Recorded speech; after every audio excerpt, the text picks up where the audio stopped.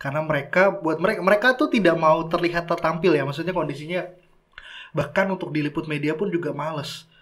Karena kita nggak Seminim tahu. itu kali ya knowledge yang ada ya. Karena dulu nggak tahu pakai catnya tuh pakai apa ya, putihnya itu. Bos gue minta gue untuk keluar, padahal cuma omong kosong, ternyata gue malah beneran keluar. In 5, 4, 3, 2, 1, welcome back to I Think Podcast. Ucup. Yes, Kak Ucup sebenarnya. Kak Ucup sebenarnya. Yeah. Ya, thank you loh udah datang hari ini. Sama-sama. Senang banget karena ini adalah salah satu narasumber gua lo yang gue juga dari dulu kepengen juga nih karena unik banget. Waduh. Menurut gue unik banget karena usia kita nggak beda jauh. Oke. Lu masih di kalangan milenial sebenarnya. Oh iya. Iya dong. Tapi lu memilih salah satu profesi yang mungkin kadang-kadang ya, bener atau enggak? Mungkin lu koreksi kalau misalkan gue salah ya. Orang-orang masih antipati gitu loh. Kayak kerja jadi badut nanti bisa nggak punya karir, bisa hidup nggak? Karena mindset di kepala orang nih ya, apalagi sekarang banyak banget meme-meme yang kalau misalkan di Instagram tuh yang kayak baru-baru di pinggir tuh, yang pakai Iron Man segala macam gitu kan, orang jadi antipati banget nih. Nah, sekarang ada lu nih di sini nih hari ini, ya kan? Gue penasaran banget sebenarnya udah berapa lama dulu, mungkin gue start dari situ sebenarnya. Udah berapa lama lu menekuni ini sebenarnya? Kalau dunia badut sebenarnya gue masih bilangnya baru. Mungkin bisa dibilang start itu dari 2017 atau 2018. 4 tahun ya? Iya, bahkan mendalaminya itu baru sekitar 2 tahunan. Mendalami dari karakter, maksudnya gue belajar bermakeupnya, gue belajar berpakaiannya, tahu segala macam seluk-beluk badutnya, terus belajar latihan skill badutnya, itu baru sekitar 2 tahunan. Wait, sorry gue potong. Lu tadi bilang bahwa lu mendalami, lu belajar skillnya. Ada dipelajari sebenarnya? Betul. Sebenarnya badut itu seharusnya dipelajari. Wow, oke. Badut itu sebenarnya, kalau dirunut, ini panjang sebenarnya. Sebenarnya kan kondisinya adalah, gue juga baru tahu ternyata badut itu berawal dari seni teater. Chaplin? Yes, seni teater, pantomim, ya. Iya. Berawal dari situ. Baru beranjak ke karakter badut seperti ini. Itu awalnya dari situ. Kalau lu bilang tadi di awal, kalau takutnya antipati pekerjaan seperti itu, ya memang betul. Karena banyak banget orang yang anggap badut adalah pekerjaan terakhir. Iya. Udah gak ada pilihan lain, jadi badut aja. Betul. Itu, padahal sebenarnya jadi badut itu bisa dibilang susah-susah gampang. Tidak hanya berpakaian kostum lalu dada-dada doang, tidak. Iya, bahkan menurut gue sendiri ya, karena background gue sendiri kan juga sebagai as a trainer kita di panggung ya. Gue pribadi aja sebagai trainer aja masih harus mendapat tuntutan juga bagaimana kita bisa membuat nyaman, ya kan? Which is dimana itu baru nyaman doang ya. Badut itu punya tanggung jawab yang lebih menurut gue, karena lu tidak dituntut hanya sampai membuat nyaman, tapi harus bisa bikin orang bahagia. Ya. Dimana setiap orang punya kadar bahagia beda-beda. Iya. Kadar funnya beda-beda. Tuntutannya menurut gue pressure jauh lebih berat menurut gue sebagai seorang badut ya. Iya. Nah, itulah yang makanya gue tertarik adalah makanya pas kemarin gue ngobrol sama si Dina kan. Nah, gue bawa not ada nih teman gue jadi badut di sini. Terus habis itu gue bilang kayak oke, fine. Gue pertama kali gue senang banget membahas sesuatu hal yang orang menganggap remeh, orang menganggap antipati pekerjaan ini, pengajaran ini, tapi ternyata ada menekuni di sini dan ternyata bisa dibuktikan juga bahwa ada banyak hal yang tidak bisa diremehkan nih dari pekerjaan ini yang lu harus pelajarin juga. Kalau tadi kan lu singgung juga bahwa ada theatrical sebenarnya. Iya. Itu lu pelajari juga? Pelajari juga. Maksudnya kayak acting gitu-gitu berarti? Iya, betul. Karena konotasinya kan kalau lu bilang tadi, kita memang dituntut untuk lucu. Kita nggak boleh marah. Iya. Kita nggak boleh terlihat sedih. Walaupun ada beberapa karakter badut yang memang harus terlihat sedih. Itu ada. Jadi berbagai macam karakter badut, ya salah satunya adalah yang sedih tadi itu. Tapi memang konotasinya marah ini tidak boleh diperlihatkan. Kita dituntut untuk harus lucu. Sedih pun lucu. Dan semuanya itu harus lucu kondisinya. Berarti lu belajar kayak ekspresi. Semuanya. Dan itu ada pelatihannya memang. Ada organisasi yang melakukan hal itu. Mendatangkan expert dari luar negeri. Wow. Untuk dilatih untuk hal. Maksudnya organisasi yang mengumpulkan badut-badut gitu? Betul. Di Indonesia ada? Di Indonesia itu ada. Apa namanya? Namanya Indonesia Clown Alley. Indonesia? Clown Alley. Oh, oke. Betul. Itu menurut gue adalah organisasi yang peduli banget dengan wajah badut di Indonesia. Karena mereka tuh tidak mau terlihat tertampil ya, maksudnya kondisinya bahkan untuk diliput media pun juga males. Kondisinya juga karena menurut mereka yang paling bagus adalah mau rubah si wajah badut ini. Itu yang buat gue tersentuh dan pengen banget tahu dan bahkan jatuh cinta banget dengan badut. Kok ada organisasi seperti ini? Bahkan mau untuk memang kondisinya rela mereka untuk merubah wajah badut. Dan ternyata ketika gue pelajari memang penting banget nih ngerubah wajah badut. Kayak gue tadi yang sebelumnya gue kasih lihat lo kalau misalkan muka makeup badut gue sebelumnya tuh seseram itu. Bahkan nanti kalau misalkan dibantu tolong ya diedit, nanti kita masukin foto yang pertama kali tuh. Boleh tampil di sini nggak? Terus di sini lagi. Kerjaan banget ya keluar mandir gitu ya. Coba nanti ada api lewat. Banyak sekali nggak, tapi nanti mungkin kita usahain bisa tampilin fotonya karena emang signifikan banget sih dari foto yang tadi lu kasih tunjuk ke gua sampai sekarang yang gua lihat sendiri depan mata gua beda total ternyata. Karena dari situ sebenarnya gua mempelajari kalau misalkan banyak banget anak-anak Indonesia yang jadi trauma badut. Banyak. Iya, banget. Klonfobia lah. Klonfobia. Dan itu ternyata terjadi karena para badut-badut di Indonesia yang tadinya wajahnya serem-serem banget datang ke pesta ulang tahun, membuat mereka takut, ngejerit, dan itu sampai dewasa. Gue pernah tanya, ternyata orang-orang takut di Indonesia tuh takut sama badut ya gara-gara itu. Makanya dari situ pun juga gue merubah wajah gue. Gue harus pelajari makeup gue gimana caranya biar lebih terlihat bagus lah gitu. Walaupun memang kondisinya bagi orang-orang yang sudah takut dengan badut, sebagus apapun makeup gue, mereka akan tetap takut. Iya, karena secara framingnya itu udah kayak ya udah, gue cuma ngeliat kayak lu punya hidungnya beda, lu putih itu langsung beda. Tapi sebenarnya kalau orang kadang-kadang, bukan kadang, masih banyak yang antipati. Ternyata badut satu, lu belajar theatrical. Kedua berarti yang tadi lu sebutin lagi berarti lu belajar sampai make upnya pun lu pelajari berarti di situ. Jenis make upnya ya juga, karena dulu sempat di Indonesia badutnya itu pakai make upnya tuh pakai cat, jadi ngerusak kulit juga dong. Berpotensi dengan kanker kulit. Ya, kalau tadi lu pakai apa sih? Ya tuh makanya tadi gue juga nanya, putih lu tuh pakai apa sih? Oh, ini body painting. Ini face painting untuk muka. Khusus memang. Indonesia sudah ada yang punya make upnya. Ada. Jadi nggak maksudnya nggak bikin jerawatan atau bikin merusak muka. Nggak ngerusak sama sekali. Nggak ngerusak. Tapi kalau kulit lu sensitif ya bisa aja. Tapi kondisinya ini lebih aman. Lebih aman dibandingin zaman dulu. Betul. Dulu tuh pakai cat, ketika sudah lama dipakai nih, ada kerak karena saking kerasnya. Ada yang pakai kayak gitu dulu. Itulah makanya ada perkembangan yang tadi lu bilang ya, organisasi ini. Kalau nggak salah pakai cat tembok juga ada dulu. Serius. Karena kita nggak tahu. Itu kali ya knowledge yang ada. Iya, karena dulu nggak tahu pakai catnya tuh pakai apa ya, putihnya itu. Ada dulu yang pakai kayak gitu.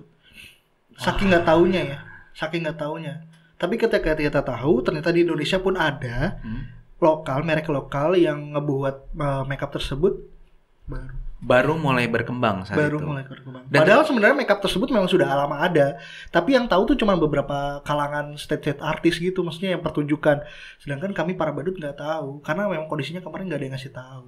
Nah sekarang ternyata sudah ada tampungan ini, sudah ada organisasi yang bisa membantu orang-orang menjadi badut situ. Sudah ada. Nah, ini yang gue penasaran bahwa lu sampai seniat itu kan, lu pelajarin sampai detail segala macem. Apa yang akhirnya membuat lu ini tuh kayak oke, kayaknya gue mau ngelakuin ini deh. Karena gue nggak tahu ya, apakah lu ada pengalaman itu atau enggak. Ada nggak sih maksudnya yang jadi pengalaman lu bahwa menjadi underestimate dari teman-teman lu kayak si Ucup nih jadi badut nih, ngapain sih dia diceng-cengin segala macam gitu. Lu pernah nggak dapet kayak gitu juga? Kayaknya semua badut ngalamin itu deh. Itu tantangan orang profesi ini juga dong. Bisa dibilang gitu ya. Bahkan dari kalangan keluarga gue sendiri pun juga gitu. Oh iya, gitu juga. Masih nganggap remeh tuh ada gitu. Wajar. Karena kondisinya memang yang mereka lihat adalah kan hasilnya, bukan prosesnya. Gitu men. Gue agak tersentuh. Serius. Kalau misal kayak gitu memang itu wajar banget. Kalau misal ngomongin karena memang kondisinya dunia badut di Indonesia tuh tabu banget. Karena tadi gue bilang, kalau lu bilang tadi mereka di jalan-jalan, itu sebenarnya karena memang kondisinya adalah pekerjaan terakhir. Ya, banyak banget framing kayak gitu. Bahkan yang lu bilang kalau misalnya tadi, gue tuh unik banget, berani banget seniat ini. Gue adalah salah satu badut yang bahkan yang kemarin tiba-tiba masuk TV, tiba-tiba masuk sebuah ajang, itu baru gue. Yang kalau kondisinya yang yang aktif di dunia sosial, maksudnya di media sosial. Bahkan gue tuh kemarin tuh karena saking cintanya dengan dunia badut, gue saking karena kemarin kondisi pandemi nih, kok nggak ngapa-ngapain, gue tuh keliling Indonesia.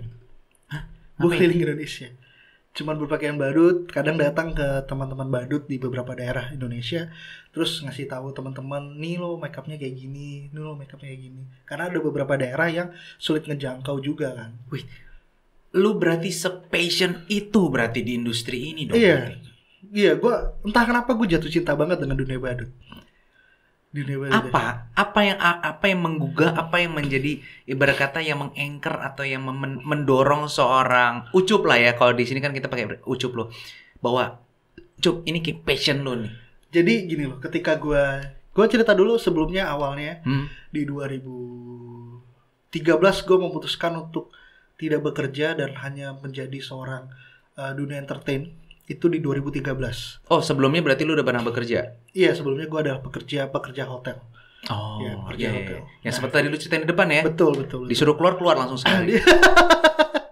Iya, yang gue bilang tadi. Bos gue minta gue untuk keluar, padahal cuma omong kosong, ternyata gue malah beneran keluar. Padahal bos lu cuma bilang bahwa lu berbakat jadi pesulap. Udah selesai. Udah selesai. Besoknya langsung keluar ya? Langsung keluar. Luar biasa. Itu antara passion sama emang nggak mikir beda tipis ya? Karena kondisinya kan masih muda. Gue mikirnya gitu sih. Anjir, gue masih muda nih. Otak gue nih gampang banget goyah nih. Gitu itu yang terjadi. Menurut gue ya. Karena memang kondisinya setelah gue keluar, gue kan nangis.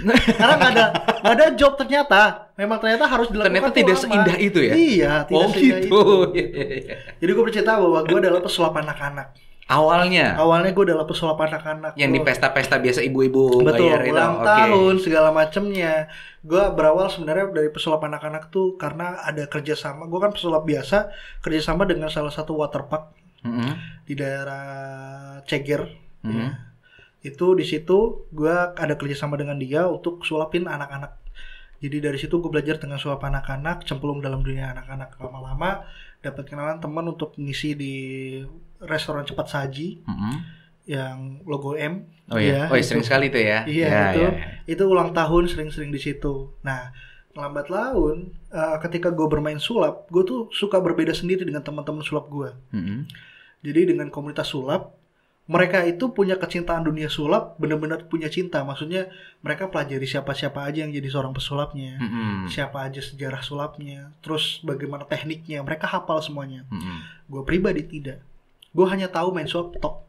Udah sekedar main. Gue nggak pernah buat nyari.